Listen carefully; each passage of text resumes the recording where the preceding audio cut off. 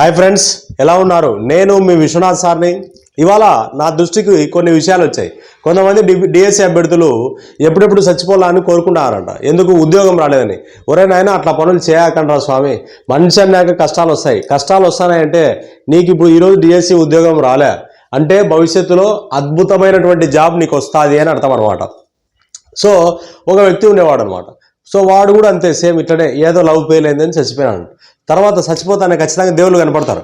కనపడినాక దేవుడు అడిగినాడు, ఒరే ఎంత పని చేసినావురా, నువ్వు ఇంకొక 2 నెలలు ఆగింటే నీకు మంచి అందమైన అమ్మాయిని భార్యగా పంపిస్తాంటరా, నువ్వు అనవసరంగా పొరపాటు చేసినావురా ఇట్లా అనమాట. అయ్యో స్వామి, పొరపాటు అయింది స్వామి, ఇప్పుడు నాకు మళ్ళీ ఏదైనా జన్మ అయ్యింది స్వామి అంటే పంది జన్మ ఇచ్చినాడంట దేవుడు. అట్లా మనకి ఏంటంటే పొరపాటున కూడా అలాంటి పనులు చేయకండి. మనము ఏదైనా సరే మనం అనుకుంటే ఏదైనా సాధిస్తాం. ఇప్పుడు మనకు కష్టం విలువ ఎందుకు దేవుడు పెడతాడంటే ఆ దానికంటే మంచిది మనకు రాబోతోంది అని అర్థం అనమాట. అట్లనే ఒక అమ్మాయి ఉండేది. ఆ అమ్మాయికి 4-5 సంబంధాలు వచ్చినాయి, ఫెయిల్ అయినాయి, ఎత్తిపోయినాయి అనమాట. అంటే ఆ అమ్మాయి చచ్చిపోదామని పోయింది. పోతే మళ్ళా ఎవరో చెప్పినారనమాట, అమ్మ నీవు చచ్చిపోకు, నీకు ఇంకా అంతకంటే మంచి సంబంధం రాముడు, కృష్ణుడు వీళ్ళందరికంటే గొప్పోడు నీ భర్తగా రాబోతున్నాడు అనేసరికి వచ్చేసింది, మళ్ళీ మంచి సంబంధం వచ్చేసింది ఇట్లాంటివి అనమాట. సో కాబట్టి పొరపాటున కూడా చచ్చిపోతాము అనే ధ్యాస పక్కన పెట్టి సిన్సియర్గా నువ్వు చేయాల్సిన పని ఏంటి, అప్పుడు ఎక్కడైతే తప్పు చేశామో ఈసారి అలాంటి తప్పు రిపీట్ కాకుండా చూసుకోవడం మన బాధ్యత. ఓకేనా? సో మనం అనుకుంటే ఏదైనా సాధిస్తాం. అరే టీచర్ పోస్ట్ చాలా సింపుల్ రా స్వామి. టీచర్ పోస్ట్ కాదు, నువ్వు అనుకుంటే సివిల్ సర్వీస్, దేశంలోనే అత్యున్నత సర్వీస్, ఐఏఎస్, ఐపీఎస్ ఇది సాధించగలవు. సో ఈ చిన్న చిన్న ఉద్యోగాల కోసం ఎందుకు బాధపడతావురా? ఒకవేళ మనకు రాలే అంతే, దానికంటే మంచి మంచి ఆప్షన్స్ చాలా ఉన్నాయి. లైఫ్ను త్యాగం చేయొద్దు ఎప్పుడే కానీ. అర్థమైందా? సో కాబట్టి మనం చేయాల్సిన పని ఏంటి? మనం చేయాల్సిన పని ఏంటంటే సిన్సియర్గా చదవడం రాయడం, ప్రాక్టీస్ ప్రాక్టీస్ ప్రాక్టీస్. సో అందుకే రానైనా మీకు మ్యాథ్స్లో ఎత్తిపోతాయి నాకు తెలుసు క్వశ్చన్లన్నీ. నాన్ మ్యాథ్స్ వల్లే ఇప్పుడు సూసైడ్ చేసుకుందాం అనేటోళ్ళు కూడా నాన్ మ్యాథ్స్ వల్లే. మ్యాథ్స్ 4 మార్కులు వచ్చింటే బాగుండు, 5 మార్కులు వచ్చింటే బాగుండు అనేటోళ్ళే చచ్చిపోతారు. అన్ని సబ్జెక్టులు వస్తాయి మీ అందరికీ, కానీ మ్యాథ్స్ రాదు.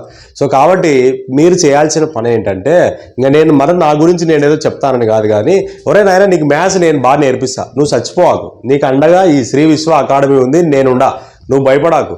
సో 200 టెస్టులు పెడతారా నీకు, చాప్టర్ వైజ్ 200 గ్రాండ్ టెస్టులు పెడతారా. మళ్ళీ ఆ క్వశ్చన్లకు ఎక్స్ప్లెనేషన్ వీడియోలు కూడా ఇస్తాను. మళ్ళీ నీకు తర్వాత నోట్స్ కూడా ఇస్తారన్న ఆయన. ఈ సిలబస్ అయిపోయే లోపల పీడిఎఫ్లు ఇస్తాను, నోట్స్లు ఫ్రీగా. సో కాబట్టి నువ్వు ఇట్లాంటి ధ్యాస పక్కన పెట్టేసి చదవడం రాయడం ఒకటే నీ పని. ఇట్లా ప్రాక్టీస్ చేయి. సో మ్యాథ్స్లో 100% మార్కులు తెప్పించే బాధ్యత నాది. తర్వాత నీకు కొన్ని ట్రిక్స్ కూడా చెప్తా, మంచి మంచి ఐడియాస్ ఇస్తా ఎట్లా పాస్ కావాలనేది. నీకు సపోర్ట్గా నేనుండా, రోజు వీడియోస్ చేస్తాను. ఎందుకు చేస్తాను అనుకున్నావు? మీకోసమే రా స్వామి. సో మీరు బాగుపడడమే నా కాన్సెప్ట్. ఓకేనా? నీకు జాబ్ రావాలా? సో మీ అందరికీ జాబులు వచ్చినాక మనం సక్సెస్ మీట్లో మనందరం కలుద్దాం. అర్థమైందా? అప్పుడు మీ బాధలు, ఇప్పుడు నువ్వు నాకు 1 మార్కుతో పోయింది, 2 మార్కులతో పోయింది, ఎవరు చెప్పినా నమ్మర్రా స్వామి ఇవన్నీ. సో వీడికి 80 మార్కులు రావాల్సి 50 మార్కులు వచ్చినాయి, వీడు బిల్డప్ కొడతాడు 1 మార్కుతో పోయింది, 2 మార్కులతో పోయిందని. అట్లా ఎవరు నమ్మరు. నువ్వు ఏం కనపడాకు నాయన, ఎవరికి కనపడద్దు. ఇంట్లో రూమ్లో సపరేట్ వేరే ఊరు తీసుకో, లేదా రూమ్ తీసుకో, సపరేట్ రూమ్లో కూర్చొని సిన్సియర్గా ప్రాక్టీస్ చేయి. ఈసారి మనం కొట్టే దెబ్బ ఎట్టుంటాడంటే, దెబ్బ అదుర్సు కదా అని అలా అంటే మామూలు ఉండకూడదు. మనం అంటే ఏందో ఇప్పుడు నేనే ఉన్నారా, నేను చూసే అట్లా చెప్తాను, కానీ ఎన్ని కష్టాలు ఉన్నాయంటే అన్ని కష్టాలు రా స్వామి. నా కష్టాలు మీకు తెలియవు. ఓకేనా? సో కాబట్టి ఏం కాదురా స్వామి. సో కాబట్టి మనకు దేవుడు అండగా ఉన్నాడు. దేవుడు అండగా, దేవుని దయ ఉంది మన మీద.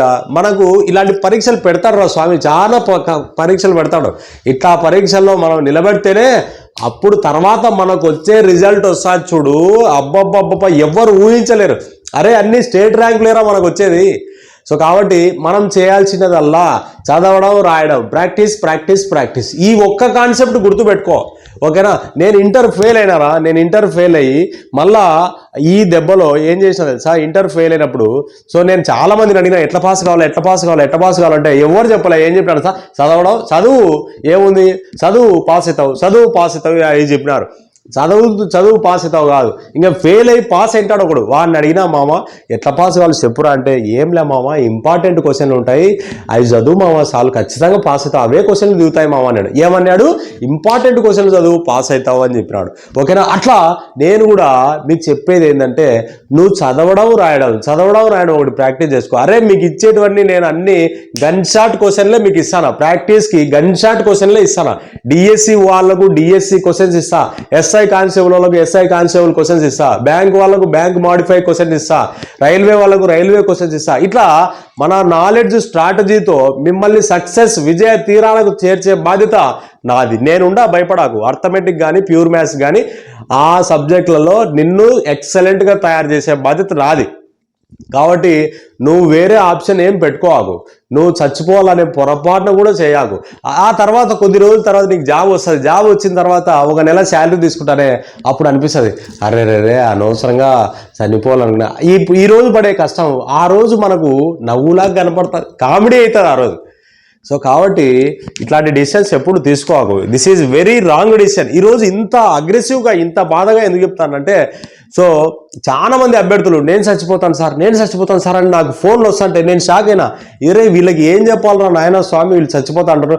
అరే నాయన చచ్చిపోకండ్రా, ఇది లైఫ్, ఇది మామూలు టెంపరీ. మనం చచ్చిపోవాలనుకున్నప్పుడు మనం చచ్చిపోం రా, దేవుడు ఎప్పుడోసారి తీసిపోతాడు, అది వేరే విషయం. కాబట్టి పొరపాటున కూడా చావు అనే ఆలోచన చెయ్యొద్దు. ఓకేనా?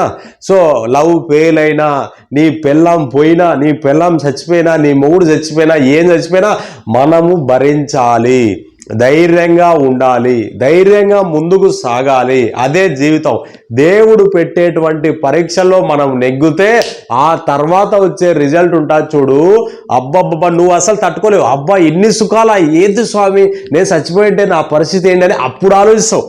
కాబట్టి పొరపాటున కూడా నేను చచ్చిపోతాను డిప్రెషన్ పోవాకు, డిప్రెషన్కి పోవద్దు. ఓకేనా?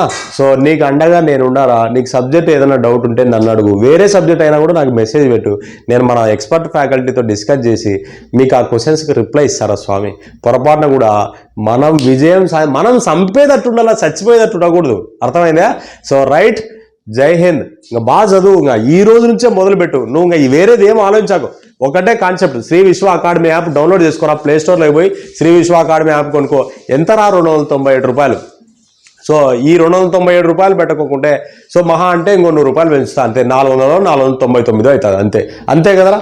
సో దానికోసం నువ్వు ఎందుకు చచ్చిపోతారో స్వామి అట్లా పొరపాటున కూడా అట్లా అనుకోవద్దు. నాకు ఈరోజు అయితే అసలు మెంటల్ ఎక్కింది. ఫ్రెండ్స్ అందరికీ వాళ్ళకు వచ్చే ఫ్యాకల్టీలు అందరూ సార్ స్టూడెంట్స్ ఇట్లంటారు.